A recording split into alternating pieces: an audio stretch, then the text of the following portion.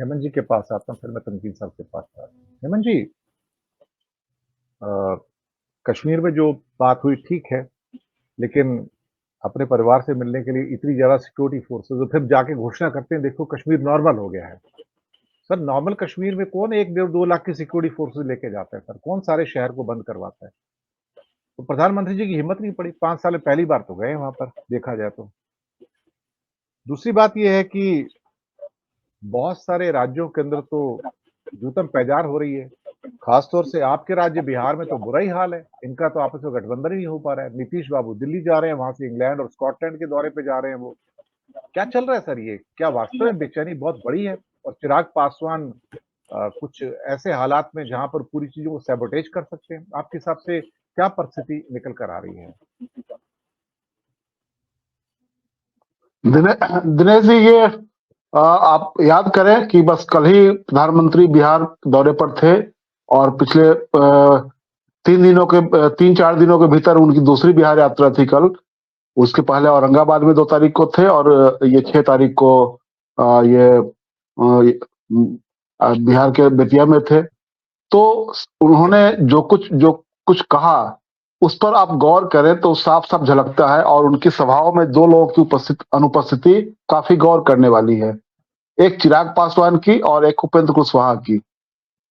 आप उनके पहले दौरे में भी 2 तारीख वाले में भी ये दोनों नहीं थे और कल 6 तारीख वाले में भी ये नहीं थे। इसके पहले आप पीछे थोड़ा चले तो आप याद करें कि जब नीतीश कुमार 9वीं बार मुख्यमंत्री की पद की शपथ ले रहे थे तो उस दिन भी चिराग पासवान को समझिए कि दिल्ली से टांग कर लाया था जेपी नड्डा ने, चार्टर्ड प्लेन में उनको लाद करके।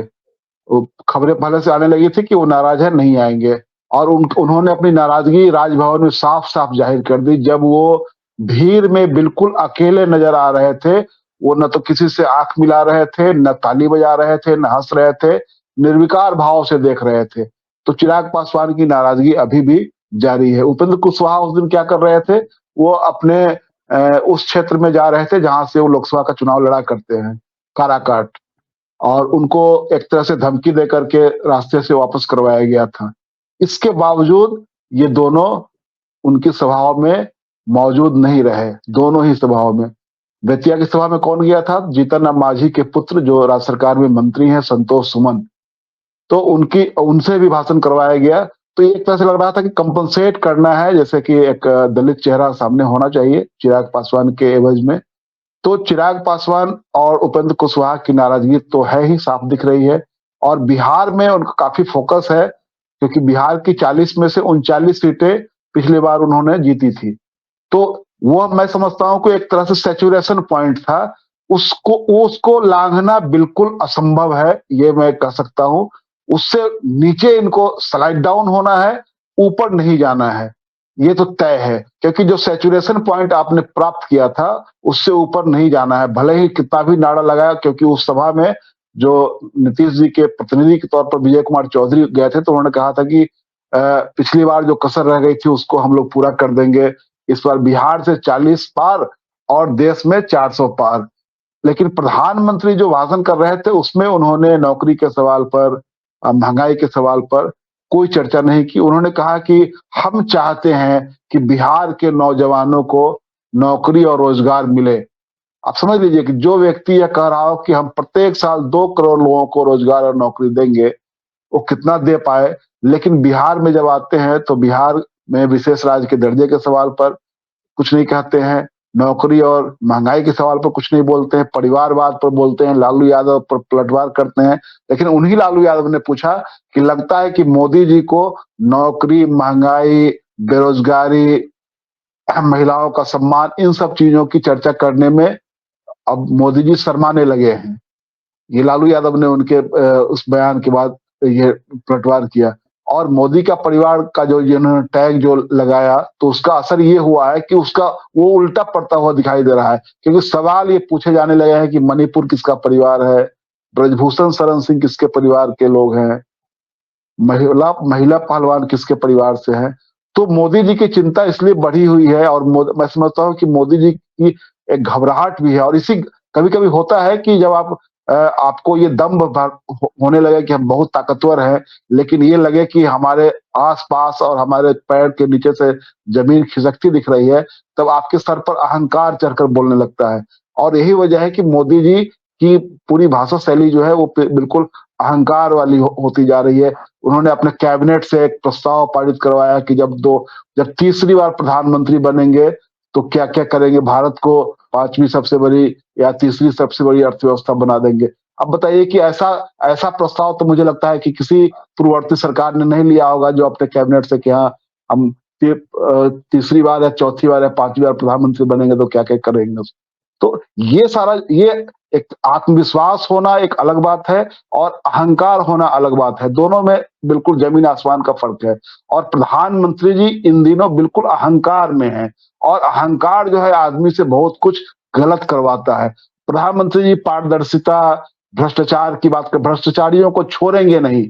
सुप्रीम कोर्ट ने आईना दिखाया इतना बड़ा कि आपकी भ्रष्टाचार की आपके संस्थागत भ्रष्टाचार की इंस्टीट्यूशनल करप्शन की कलई खोल कर रख दी कि आपने करप्शन को काला धन को सफेद करने के लिए एक फैक्ट्री बना दिया इलेक्टोरल बॉन्ड के नाम पर। सुप्रीम कोर्ट ने उसको असंवैधानिक फ्रॉड कहा, लेकिन आपकी सरकार ने उस पर कुछ नहीं कहा। आपने एक बार भी स्वागतम नहीं लिखा अपने ट्विटर हैंडल पर कि सुप्रीम कोर्ट के इस फैसले का हम स्वागत करते हैं, बल्कि उल्टा कि एसबीआई के कनपट्टी पर कट्टा सटा करके और उससे एक जवाब दाखिल करवा दिया गया सुप्रीम कोर्ट में कि हमको 30 जून तक का समय चाहिए। तो कुल मिलाकर के ये लग रहा है कि जो पिछले चुनावों में 2014 के चुनाव में विपक्ष पूरी तरह से बटा हुआ था, 2019 में विपक्ष एकजुट नहीं था और पुलवामा जैसी जो हिलोरे मारने वाली जो घटनाएं थी वो सामने में थी। तो इनके लिए ये पार पाना ज्यादा आसान था और मुझे लगता है कि जो इन्होंने हासिल किया पिछले 2019 के लोकसभा चुनाव में वह भी एक तरह से सैचुरेशन पॉइंट था।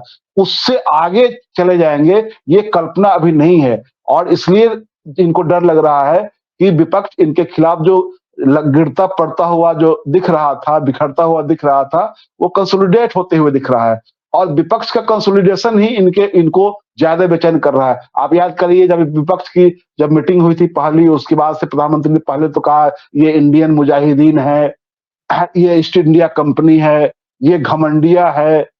तो ये तमाम तरह की उपमाएं ये दे रहे थे, लेकिन ये इसलिए बोल रहे थे इनको कि आप इग्नोर करें। अब इंडी गठबंधन इनका नाम दिया हुआ है। तो कुल मिलाकर के ये लग रहा है कि प्रधानमंत्री जी के सामने अब अपने आप को रिजॉल्व करने में उनको दिक्कत हो रही है। वो रिजॉल्व अपने आप को नहीं कर पा रहे हैं, वो एक्सप्लोर नहीं कर पा रहे हैं अपने आप को और उनका रिकॉर्ड लगता है कि एक ही जगह फंसता हुआ दिख रहा है। विपक्ष को नकारा बताना, भ्रष्टाचारी बताना। अब आप आज की तारीख में आप भ्रष्टाचार का सवाल सामने विपक्ष पर अगर फेंकते हैं तो मुझे लगता है कि इससे आप बहुत अधिक पार नहीं पा सकते हैं। आपको जवाब देना पड़ेगा कि आप क्या आपने कितनी नौकरियां दी, आपने महंगाई कितनी, आपके शासनकाल में बेरोजगारी दर सबसे ऊपर गया, आजादी के बाद सबसे बड़ा बेरोजगारी दर सामने आया, आपके शासनकाल में महंगाई सबसे अधिक हुई, आपके शासनकाल में पेट्रोल डीजल की कीमतें सबसे अधिक बढ़ी, नौकरियों पर संकट आया, छटनी हुई। तो लेकिन इन सवालों का जवाब देने के बदले में आप देखेंगे 3 तारीख को जो पटना में जन विश्वास रैली हुई थी, उस रैली ने एक तरह से पूरा एजेंडा सेट किया। अब ये अलग है कि उसके टेम्पो को कितना विपक्ष बरकरार रख पाता है, आगे कितनी रैलियां होती है, क्योंकि वहां जो कुछ सेट हुआ है वो मोदी जी की बेचैनी का बहुत बड़ा कारण है। ये लग रहा है कि विपक्ष जो एकजुट हो रहा है, वह जो एजेंडा सेट कर रहा है, वो जो एक तरह से ये अब सरकार के सामने जो सवाल खड़े किए जा रहे हैं, उन सवालों का जवाब मोदी जी के सामने नहीं है और मोदी जी वो घिसी पिटी बातें कर रहे हैं। तो मुझे लगता है कि नीचे के लेवल पर ये सही बात है कि वो राम मंदिर वाला असर दिख रहा है, लेकिन हिंदी पट्टी में भी मैं समझता हूँ कि बिहार में भी वो इतना प्रभावी नहीं है कि उसकी वजह से वो 39 जो है उनका 40 में बदल जाए, अब विपक्ष का सुपरा साफ हो जाए। मैं कहता हूं कि अभी जो तस्वीर मैं देख पा रहा हूं उसमें ये 50% का डेंट दिखाई दे रहा है मुझे मोदी जी के इसमें। तो ये चिंता का कारण बना हुआ है। बगल में बंगाल है, इधर उत्तर प्रदेश है। उधर झारखंड है, तो ये 4 राज्य जो हैं जहां हम हैं, तो वहां इन राज्यों में तो मोदी जी के सामने बड़ा बड़ा संकट है। तो इस संकट को देखते हुए मोदी जी की बेचैनी बढ़ी हुई है। ये मुझे लगता है कि उनके लिए ज्यादा चिंता का विषय बना हुआ है। जी।